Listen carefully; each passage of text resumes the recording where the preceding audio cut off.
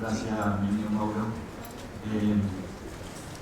Antes de empezar, no voy a gastar muchos minutos en todo lo que se puede decir, porque creo que si empezamos a discutir de los temas que se han planteado, hablaríamos de todo el derecho procesal penal. Pero lo voy a dejar para después como un anticipo de propuesta al intercambio de ideas. El tema lo propuse, o por lo menos lo desarrollé y lo pensé en honor a la memoria de Humberto Briceño Sierra, quien fue el que conocía ya por los comienzos de los años 90 en un viaje a Rosario, y después los conocí en los sucesivos congresos o encuentros del Instituto Panamericano, y realmente es una persona entrañable y que enseguida me cautivó con sus ideas. Y creo que no puedo ser tan osado de pretender explicar aquí las ideas de Humberto Briceño Sierra, pero sí con un poco de humildad y osadía voy a tratar de dar algunas ideas que creo que van a colaborar, a recordar o refundar de algún modo esas ideas que nos van a clarificar de algún modo mucha confusión que se ha dado, como él lo planteaba, en el área del derecho procesal.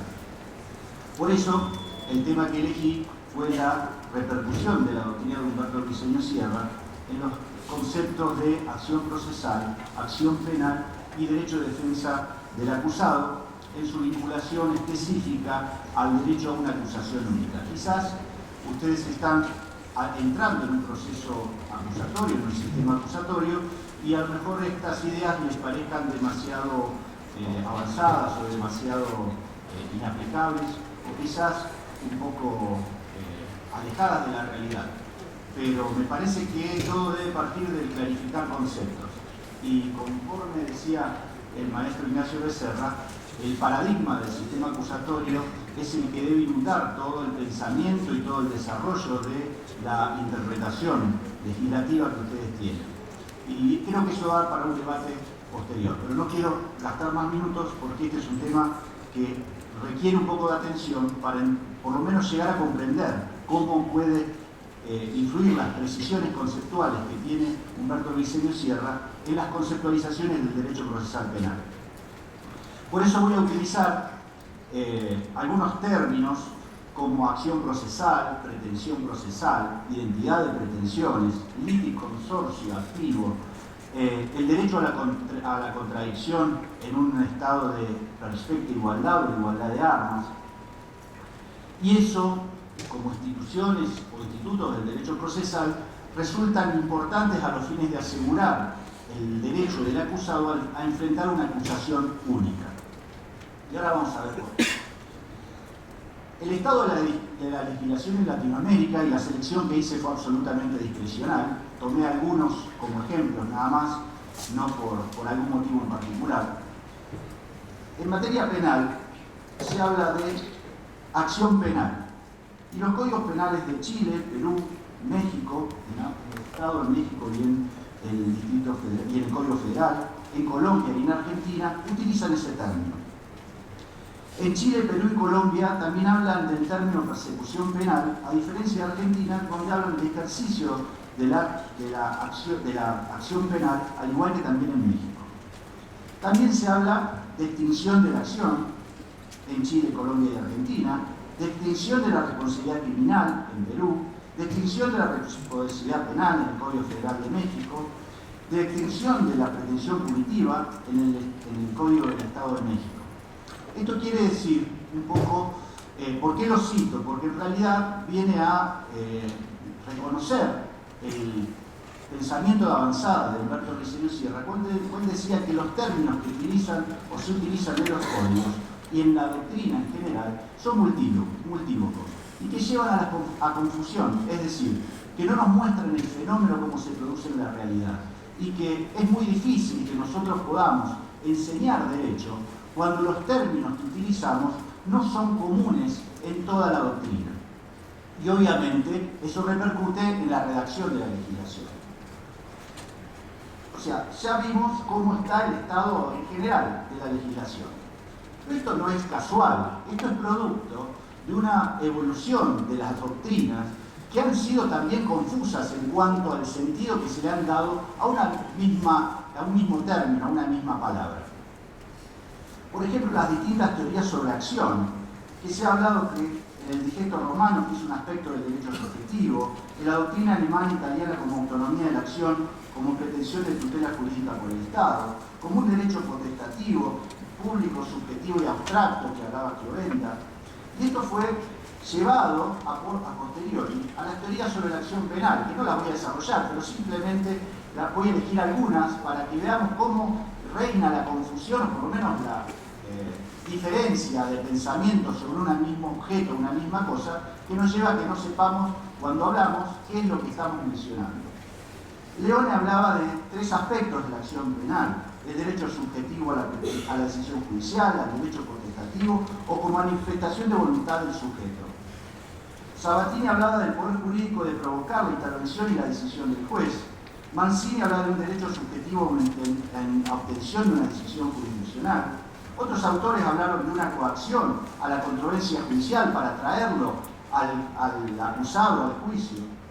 En Argentina, puntualmente, han sido bastante uniformes en el criterio autores de la talla de Soler, Pérez Mariconde, Clario Olmedo, que hablan de la acción penal con dos acepciones: una como derecho sustantivo y otro como un derecho al proceso. Y esto, visto desde la doctrina de Humberto Briceño Sierra, es realmente un caos alarmante, porque según donde estemos y cómo hablemos y desde qué doctrina nos paremos, estamos hablando de distintas cosas. Y esto, desde lo científico, desde lo ontológico y de lo sistemático de la ciencia, es imposible sostener. Por eso creo que desde la doctrina de Humberto Briceño Sierra es importante que podamos aclarar de algún modo los conceptos desde donde los mencionamos, para que en definitiva sepamos realmente de qué estamos hablando. Ayer sabiamente, y voy a hacerlo sintéticamente porque sería muy aventurero de mi parte definir, como lo ha hecho el doctor Adolfo Alvarado Galloso, los términos de instancia, de petición, denuncia, queja, de acertamento y de acción procesal, pero básicamente me gusta ponerles el germen de la idea que el ciudadano frente al Estado realiza muchos requerimientos: una petición, una denuncia, una queja, un acertamento. Siempre se dirigen del individuo hacia el Estado, y este Estado es el que tiene derecho a concederlo.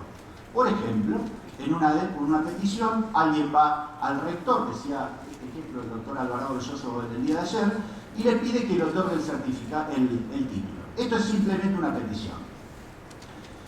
Y así podríamos denunciar todas las instancias que ejerce el ciudadano frente al Estado. Pero Humberto Briceño Sierra decía que la única instancia de todas ellas que no es vertical, sino que es dinámica, es la acción procesal. ¿Y qué es la acción procesal? Es simplemente ese instar de un sujeto hacia un tribunal para que esa petición o esa instancia la proyecte hacia el acusado o el demandado. Y por eso dice que es la única de esas instancias necesariamente bilateral, porque va a reunir una instancia requiriendo un derecho que tiene otra parte y que lo puede perder o puede ganar, y que es proyectiva, porque es dirigida hacia una autoridad y esa la va a proyectar hacia ese sujeto.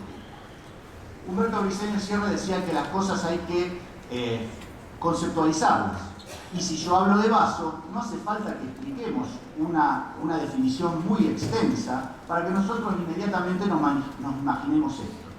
Y él pretendía, y sigue pretendiendo su doctrina, que cuando mencionemos el término acción procesal, nos estemos imaginando simplemente esto: un sujeto instando a un juez para que proyecte esa instancia hacia un tercero. Ahora bien, para poder completar la idea, tenemos que saber que esto es meramente un concepto dinámico. El derecho procesal es un derecho dinámico. Pero esa instancia proyectiva no será nada, sino dentro de ella le ponemos algún querer, alguna opinión, una pretensión. Es decir, esa instancia proyectiva va a llevar en sí mismo a un sujeto que va a querer algo de aquel sujeto respecto del cual se proyecta su pretensión. Entonces, vamos a distinguir, una cosa es la acción procesal, que es aquel ejercicio dinámico, y la pretensión procesal, que es aquello que el sujeto quiere que le sea otorgado por el juez, pero que ese derecho recae sobre la otra parte. Quiero que me pague y el juez ordena páguele. O quiero que me pague y el juez ordena no le debe pagar. Y así sucesivamente con cualquier derecho que incorporemos dentro de la pretensión. Por eso, Humberto Briceño Sierra diferencia claramente lo que es el derecho a instar, que es ese movimiento dinámico bilateral y proyectivo, a el derecho o el poseer el derecho en sí mismo. Y por eso lo diferencia claramente del derecho subjetivo. Porque para él la pretensión va a ser ejercida en el proceso por quien sea que pretenda, más allá que el derecho lo tenga o no. Uno puede ejercer una pretensión a través de la acción procesal y no tener el derecho y por lo tanto rechazarse esa pretensión. Y diferencia claramente lo que es el instar como acción procesal de la pretensión en sí misma.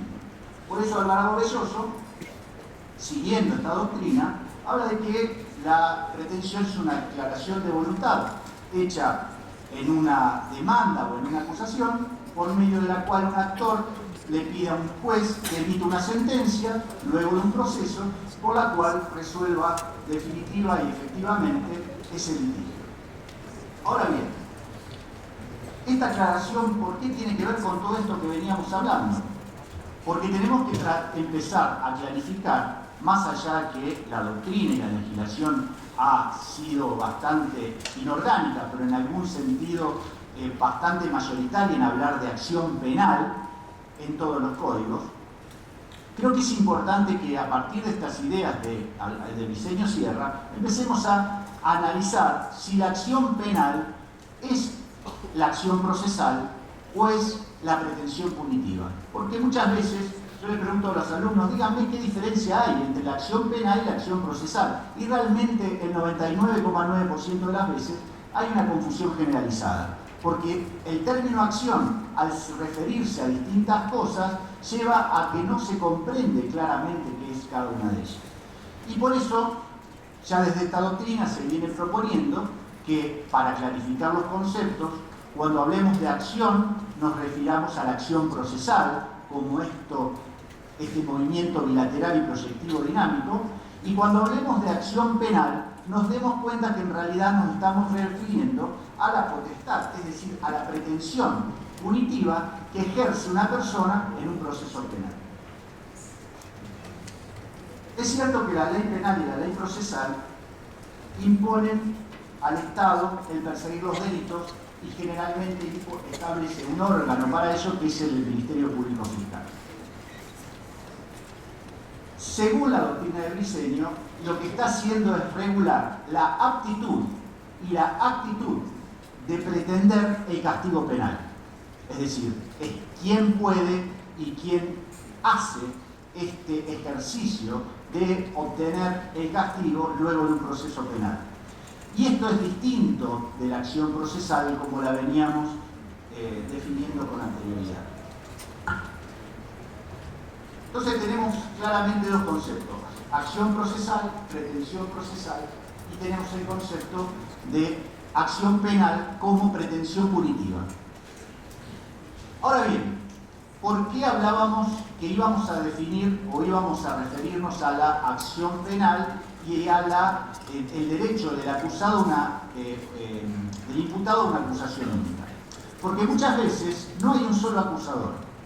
Quien ejerce esa pretensión punitiva no es un solo sujeto.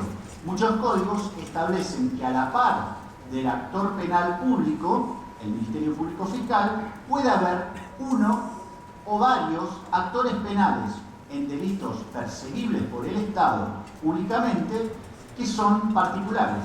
Algunos códigos lo llaman particular damnificado, otros hablan de la víctima y en general se los reúne en el término de querellantes. Es aquel particular ofendido que también puede pretender el castigo es decir, puede ejercer esa pretensión punitiva.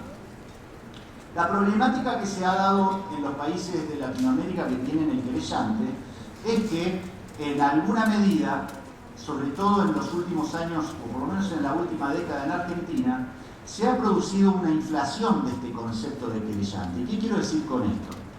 Que se ha habilitado, inclusive más allá de lo que la ley procesal establecía por vía jurisprudencial, cuál es la capacidad de actuación de ese querellante.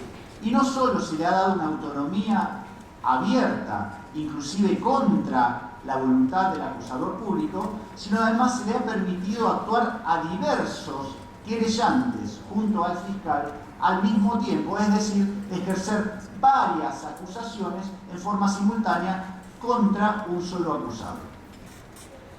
Y aquí es donde se presenta el problema, porque en nuestro país, en Argentina, tenemos que en algunas causas, sobre todo en las de derechos humanos o en algunas causas relevantes, se ha encontrado con que, a la par del Ministerio Fiscal, el propio Estado ha ejercido esa pretensión punitiva o ese derecho al castigo con una oficina anticorrupción como querellante, la unidad fiscal, la Secretaría de Derechos Humanos y además un montón de ONGs en los juicios por delitos de lesa humanidad, por las desapariciones de personas de la última dictadura en Argentina. También se ha permitido que intervengan organizaciones no gubernamentales que ejercían las ideas de persecución penal contra los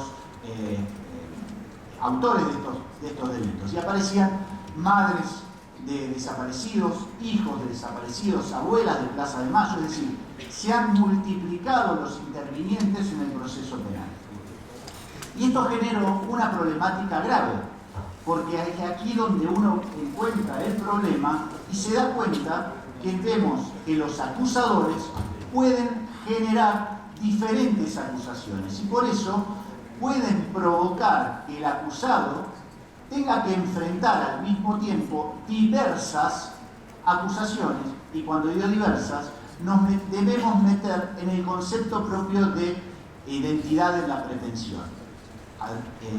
Licenio Sierra hablaba de que las pretensiones deben ser o serán idénticas cuando se refieran al mismo hecho y a la misma imputación jurídica o adecuación a la norma legal. Y por lo tanto, si un acusador público califica de distinto modo, si un acusador privado relata los hechos de un distinto modo, y más aún si hay diversas hipótesis, estamos hablando de que el imputado debe enfrentar diversas acusaciones. Y ese es un problema para el derecho de defensa. Entonces, para tratar de simplificar la conclusión, cuando no haya identidad en la pretensión entre los distintos acusadores, se deben establecer mecanismos procesales a los fines de evitar que se afecte el derecho del acusado a enfrentar una única acusación. ¿Qué quiere decir? Que frente a la audiencia oral, en el sistema que ustedes van a enfrentar de litigación adversarial, el acusador va a presentar una historia, una teoría del caso, de cómo ocurrieron los hechos. Y para poder convencer al juez y que el defensor pueda ejercer su rol dignamente y con la misma cantidad de armas, va a tener que ser una sola historia. Porque imagínense que el acusador público diga que esto ocurrió de la forma A y el acusador privado diga que ocurrió de la forma B, ¿de qué manera van a resolver? ¿Y de qué manera se va a defender aquel que enfrente esa acusación? Por lo tanto, la forma de simplificar este conflicto desde lo procesal se encuentra en dos situaciones o dos institutos básicos. Cuando se encuentran distintos acusadores, la forma de simplificar la acusación, la primera es que debe haber identidad de pretensiones, porque si no se afecta el derecho del imputado a una acusación única. Las acusaciones deben ser las mismas. ¿Y por qué? Porque entre ellos hay una comunidad de suerte. Y si hay una comunidad de suerte, tiene que haber lo que se llama un litisconsorcio, es decir, partes que van a reunirse para acusar de una sola forma y que van a tener un solo resultado final. Van a contar una misma historia. Y es necesario ese litisconsorcio porque esa historia es indivisible. La historia se debe contar de una sola manera porque es una sola historia la que el acusador va a presentar. No puede presentar uno mató y el otro no, escondió el revólver. Y ha pasado en la realidad, no me voy a extender porque realmente hay casos jurisprudenciales donde esto ha sucedido. Y la segunda forma, y con esto termino, es obtener a través de el tribunal la unificación de representación procesal. Si los acusadores no se ponen de acuerdo, una forma coactiva o forzada de garantizarle al acusado esta acusación única es obligarlos a que unifiquen la representación y que unifiquen el discurso. Pero bueno, básicamente planteo el tema porque creo que es el gran debate que se va a venir en el futuro, en Argentina y en los países de Latinoamérica ya se está dando, y básicamente creo que más allá de poner en peligro la garantía de la defensa en juicio, está poniendo en peligro seriamente el funcionamiento del sistema acusatorio como paradigma que se adecua a las constituciones y a los pactos internacionales. Han sido muy amables y le agradezco la atención.